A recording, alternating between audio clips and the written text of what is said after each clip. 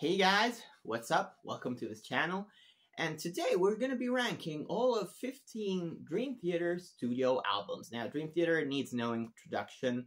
Progressive metal pioneers from the US, and arguably the band that put progressive metal on the map, even though that's quite debatable. Some would say Fates Warning, some would say Queensryche. But anyhow, I've been listening to Dream Theater ever since 2006. And they have been hugely influential in the shaping and development of my musical palette and tastes. They made me discover so many other amazing bands in the genre like Opeth and Pain of Salvation and Symphony X and Arion and Tool, so many different bands. And I've seen them live 14 times, believe it or not.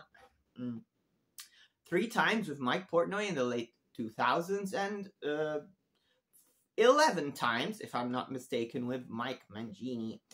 And of course, given that Mike Portnoy is now back in Dream Theater, I cannot wait to see them live once again. So for this ranking, of course, we are not going to include EPs and live albums, just studio albums. So we're not going to have this little baby here. It's awesome, A Change of Seasons EP, but we're gonna have all the studio albums, so it's gonna be a bit long. So let's start. 15th place, released in 2013, we have the self-titled Dream Theater. Now, this record to me is my least favorite because it's the one I go back to the least. It's not a bad album, but I think the songwriting overall isn't that stellar. I mean, it's an album that's very symphonic overall. Jordan Rudess with his keyboards is always at the forefront. The production is very clear. It's very mellow. It's got a lot of tender ballads and tender moments.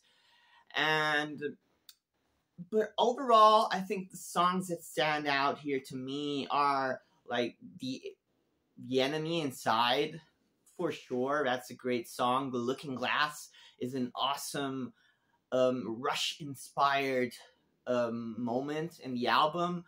I've always had a soft spot for Along for a Ride. I think it's quite a nice, tender ballad. Overall, I think even Illumination Theory is, to me, a little bit underwhelming, and usually Dream Theater really shine in their 20-minute epics. But this one, yeah, so it's an alright, it's an okay album. I wouldn't say Dream Theater has a bad album in their catalog, but definitely, for me, this is at the bottom. So, number 14, we have Distance Over Time, released in 2019, and this is a more punchier, metallic, to the point album. Short songs. I think the longest here is Pale Blue Dot with 8 minutes and a half, and it's also a big standout for me, the Pale Blue Dot. It's got that spacey vibe, a lot of virtuosity from John Petrucci and Jordan Rudess. It's got some terrible songs, like I think that Room 137 and the ballad Out of Reach are just goddamn terrible. But At Wit's End, with that amazing Petrucci solo at the end, it's very emotional. I mean, that's, I think, a great song. Barstool Warrior is great, more melodic. James LaBrie, at this point in his career, he really shines and does it better with the melodic songs. And when he goes up with his register, he's not really that great anymore. But anyway, the other songs are okay. Untethered Angels, Fall Into the Light. I mean, they're pretty good, but I mean, for Dream Theater, I don't think this is an excellent album. But anyway, number 13, we have The Astonishing. Now, and to me, this is, songwriting-wise, on par with the previous album I showed you, but I'm going to rank it a little bit higher just because, I mean, you must admit that these guys with this one really did something outside of the box, outside of their comfort zone. It could be, yeah, maybe a little bit pretentious for some people who don't like it. This is a sprawling, like, 2-hour and a half double album with a huge sci-fi concept, which to me is a little bit cringy at times. I mean, it goes on in this dystopian future where music is only heard through AI or machines, and then the savior comes called Gabriel, and he apparently knows how to play an instrument, and the story goes on from there. I think it's a little bit cringy, but I do think the music, especially in the first part of the album, is good. It's solid. It's very tender. It's very ballady. James LaBrie really shines once again because he's able to interpret all these different characters, and he does it pretty well. And he's able to sing often that mellower, softer register, and he really shines at that. Jordan Rudess also, he's really another one of the highlight of this album. He really shines with his keyboards, and yeah, overall, I think there are some great moments here, and I often come back to the first disc, but I find that on the second part, it really drags. So, number 12, we have A View from the Top of the World, which is the latest Dream Theater album released in 2022, and this to me is a real return to form for the band. I mean, not that the previous albums weren't good, but this one has, first of all, a great production, a great mixing. You can hear John Mayall's bass so well. Mike Mangini's performance is extraordinary. It's very dynamic. It's very inventive. Lots of cool fills. I mean, they even won a Grammy for the first song on this album, which is The Alien. Overall, this is Dream Theater going back in doing more elaborate songs, long songs, lots of shredding, going back to their true form. And I mean, the songwriting is very good. My favorite song on the album is Awaken the Master, where Petrucci uses, believe it or not, an 8-string guitar, and it sounds very heavy, very crunchy. I also love the more tender Transcending Time. Yeah, overall, I think this is a good album. But one spot higher, we have And Dream and Day Unite. And this one here is the debut album released in 1989 by Dream Theater, and the only album of a band to feature Kevin, and not Kevin Moore, but Charlie Dominici on vocals. And of course, you have the great Kevin Moore on the keyboards. This one, most people would rank it at the bottom just because it's not the fully fledged Dream Theater sound that we know. Of course, these guys were really, really young, and they were influenced by all of the bands they listened to back then, which was Rush, and you can hear a lot of that into this album, a lot of Rush, a lot of new wave of British heavy metal, even. I mean, this is kind of a proto-prog metal album, but it's still really good, even though the production isn't great. There are some songs here that still remain on the set list today, and some of my favorites are Fortunate Lies, Afterlife, and especially Only a Matter of Time. I mean, the 8C Jam can be considered one of their classic instrumental. The Killing Hand has such an amazing solo by John Petrucci. There are some weaker moments, but overall, I think this album is a little bit underrated. I personally love it. We have now approached the number 10 spot, and this is to me the best Mangini era album. A dramatic turn of events, released in 2011, first album without Mike Portnoy. I believe in this album that Petrucci recorded all the drum parts, and then Mangini worked on them. And to me, there's one particular song that really recaptures the magic of a classic Portnoy era, and that is Breaking All Illusion, which is just a stellar song in their catalog. Probably, I would put it in my top 10 Dream Theater songs of all time. There are some other great moments, Bridges in the Sky, Outcry, Build Me Up, Break Me Down. I'm not very sure about it. It's Dream Theater wanting to maybe go a little bit too modern, and I'm not sure if they pulled it off very well on that particular track. But yeah, I think this album is good. It's pretty good. Next up, we have Black Clouds and Silver Linings, which was released in 2009, and this was the last album, sadly, featuring Mike Portnoy before the split and before the reunion that happened this year. Now, this album, in the same vein as the next 3 or 4 albums we're going to talk about, has some stellar moments in the Dream Theater catalog, but also some songs that I think drag it down quite a bit. I mean, The Best of Times to me is a fantastic tribute to Mike Portnoy's dad, Howard Portnoy, and it's very moving. I love how it starts in that very sorrowful way, and then it explodes in the verse with that almost Rush style, Spirit of a Radio vibe. So the music is very up-tempo, but then the lyrics are very melancholic and reminiscent of the past, and there's Mike talking about his dad and all the memories he had with him. It's very impactful. There's a guitar solo by John Petrucci at the end, which is just one of the best he's ever recorded, one of the most emotional he has ever recorded. And to all of these people who say, well, Dream Theater, it's all about shredding and there's all no emotions, well, in the music, well, listen to this track.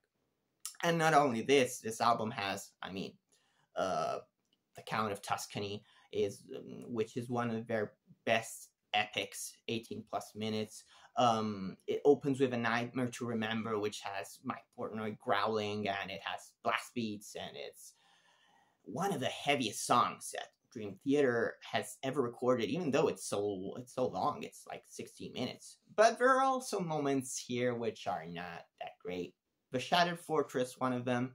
Shattered Fortress is the last part of the 5 songs that compose the 12-step saga suite, and we're gonna talk more about this suite in the next albums. But basically, this song was a way to wrap up this mega suite, and they didn't do a great job for me.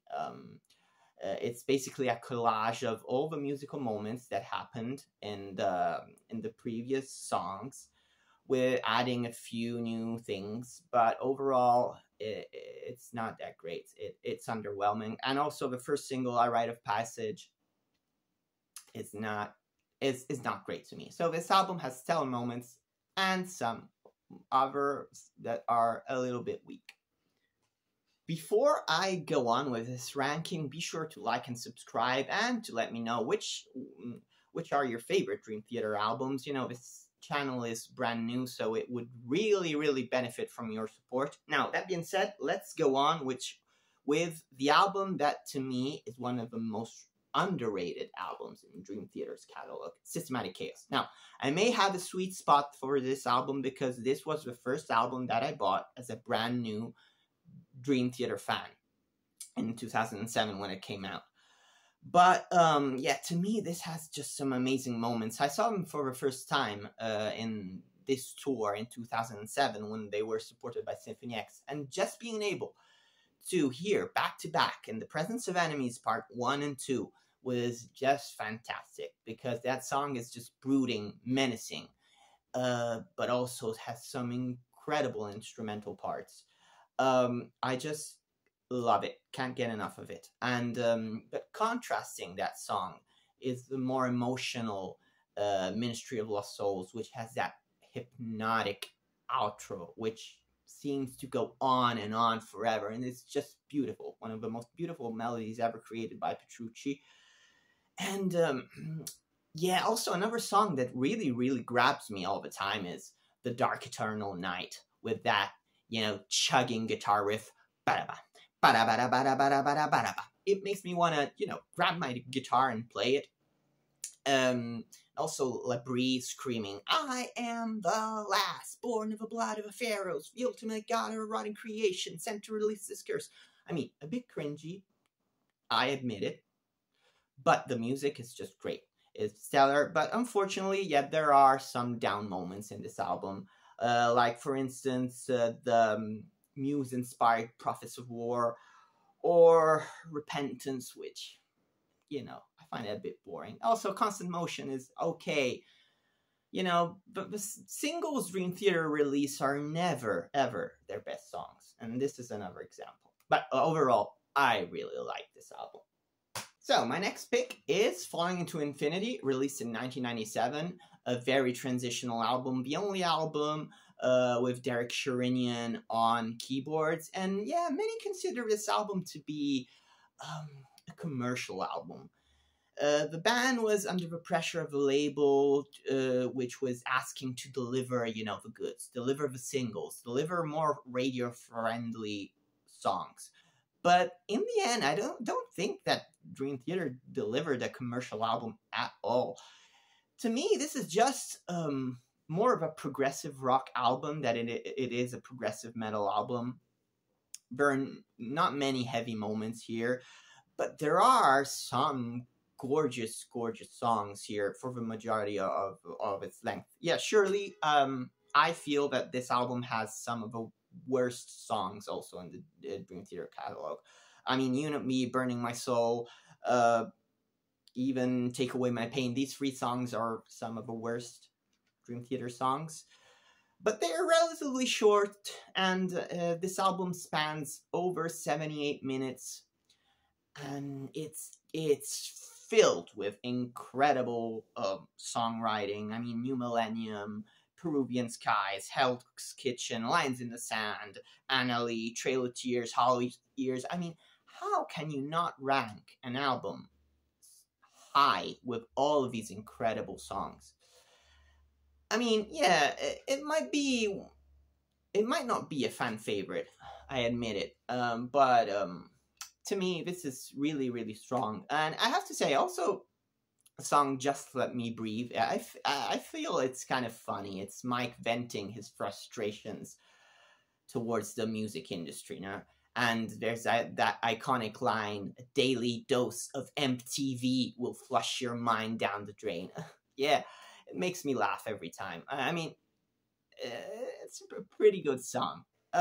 So, overall, this is a strong album to me, and vastly underrated.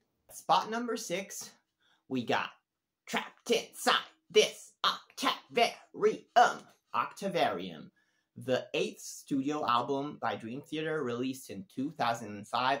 And once again, this is a very ambitious project. I'm telling you, if you are a music theory nerd, you will get so many Easter eggs hidden in this album. Now, this album, to me, what the band wanted to portray was the cyclic nature of things and the cyclic nature of life. There are so many elements that tie to this concept. Each song was written in a different key, starting with The Root of All Evil. The first song was written in F, finishing up with Octavarium, which was also written in F. The album closes with the epic line, "The story ends where it begins." And all of these concepts are beautifully portrayed in the cover artwork, which, as you can see, I don't know if you know, but this is what physicists would call a Newton's cradle. And it's basically a device to demonstrate the conservation of energy. This is because in an ideal system where there is no heat loss from the collision of the spheres, no air resistance, no friction, right? This device would go on oscillating indefinitely. And so this really beautifully ties in with the whole cyclic nature theme that the album has going on for it. And not only this, but the music here is really strong. And the high point of this album is definitely the sprawling 24 minutes title track at the end, which to me is the best Dream Theater song, probably alongside Metropolis and A Change of Seasons. And it's one of my favorite pieces of music ever written. But not only that, there is Root of All Evil, which I must admit has a riff that to me is a bit of a ripoff of Sliver by Velvet Revolver. I don't know if you know that song, but it's very similar. It's got the iconic Panic Attack with that legendary bass intro by John Mayung. It's got Never Enough, again very Muse inspired. It's no secret that back then the boys were really into Absolution by Muse, which had just came out 2 years before the release of this album. It's got some more ballady stuff, which isn't stellar, but overall this album is really, really good. We have now reached the top 5, and before we continue, please like and subscribe because it would really help the channel again. But let's get into the top 5. Number 5 is The Mighty Train of Thought. Yeah, this is the band ramping everything up to 11. The heaviness, the shredding nature of it all, the virtuosic nature, the dark elements. I mean, it's a really heavy album. It's a really cerebral album. And if you think that an album like Scenes from a Memory was too complex, well, you probably won't like this. I know it's very divisive, but to me, here the band was firing on all cylinders. You know, I could list you probably the whole track list, and it's almost all excellent. I mean, especially those 35 minutes that go from This Dying Soul to Honor Thy Father. And by the way, Honor Thy Father has that incredible Mike Portnoy intro, which is just legendary. But I mean, just those 35 minutes are just pure brilliance. In the Name of God is excellent. Stream of Consciousness is one of their best instrumental tracks. Yeah, As I Am, it has grown a little bit stale for me, that song. That was one of the songs that introduced me to Dream Theater. But nowadays, I don't revisit it that much. But yeah, overall, I mean, this album is almost a masterpiece. It's just fantastic. We're officially entering masterpiece territory here with position number 4, 6 Degrees of Inner Turbulence, released in 2002. First double album by Dream Theater, and this is Dream Theater entering the new millennium with the will to experiment with some new musical ideas and with some new lyrical content. Now, this album opens up with the iconic The Glass Prison, which is the first song of the 12-step Sweet saga, and it's all about Mike Portnoy's alcohol addiction and how he recovered from it. But on the first disc, there's also The Great Debate, which talks about stem cell research back in 2002 and how it was received by the public opinion and from the political parties, the right wing, the left wing. But I would say that the centerpiece thematically of this album is the title track, 6 Degrees of Inner Turbulence. And this basically talks about mental health and mental illness. It's a 42-minute epic divided into 7 parts. And each part tells a different story, but and a different side of mental illness. So you got depression with Losing Time. You got PTSD with War Inside My Head.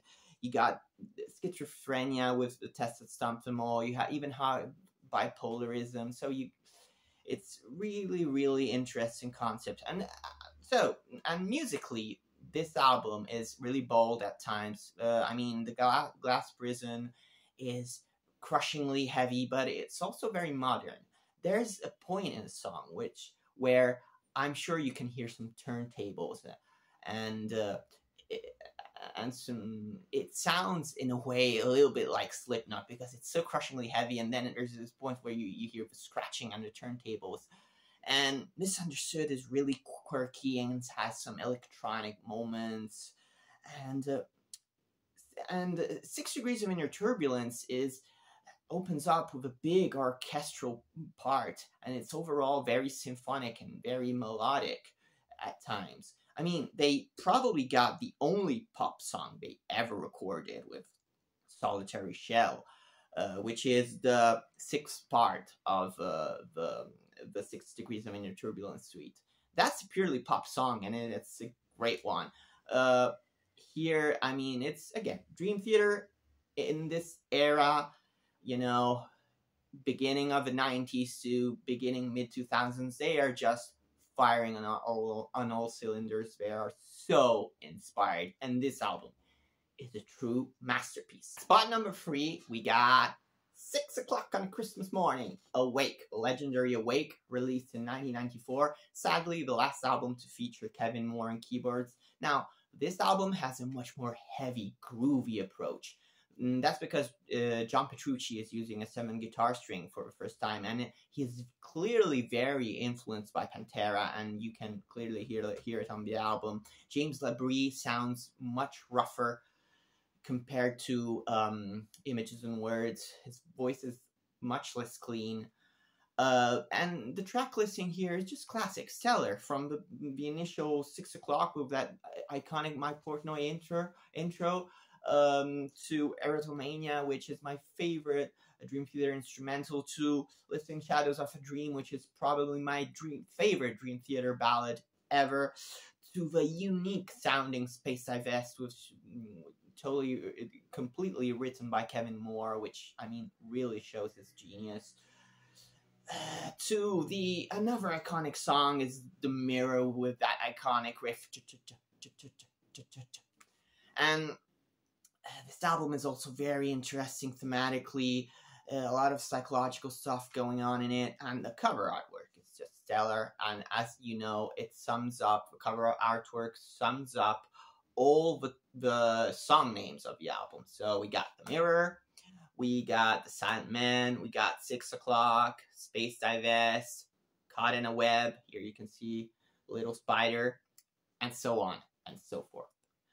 This album is, one of Dream Theater's masterpieces. By revealing what's at number 2, now I'm going to automatically reveal what my favorite Dream Theater album is.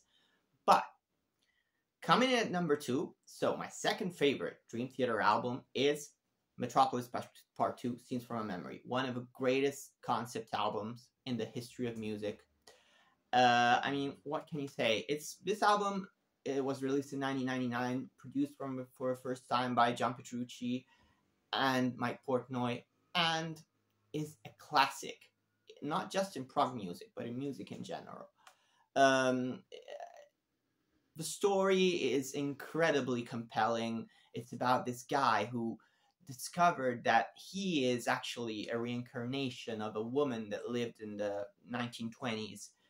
And he discovers that this woman had a tragic fate and she was murdered. And this whole album is about him trying to reconnect with his past life and discover what happened to this woman. It's a story full of intrigue, full of mystery, full of romance, full of tragedy. And regarding the songs, I'm not gonna even mention them because they are all masterpieces from start to finish.